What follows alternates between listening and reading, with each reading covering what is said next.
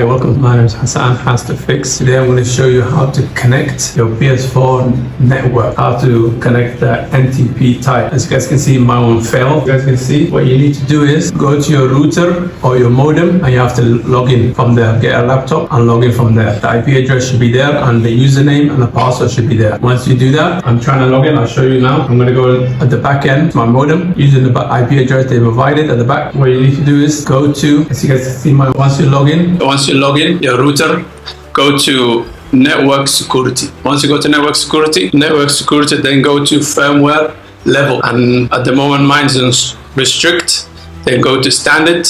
Once you go to standard, then save it. Once you save it, and then go back to your PS4 and do that's the internet connection, and this should go through. If you guys find this helpful, subscribe to my YouTube channel and give me a thumbs up and leave any comments if it helps you guys, or if you need any help, let me know. As you guys can see, now it's gonna come up. There you go, guys. You can see type 2. I'm using a wireless connection. Now we're just checking the connection speed. But if you guys find this helpful, again, let me know.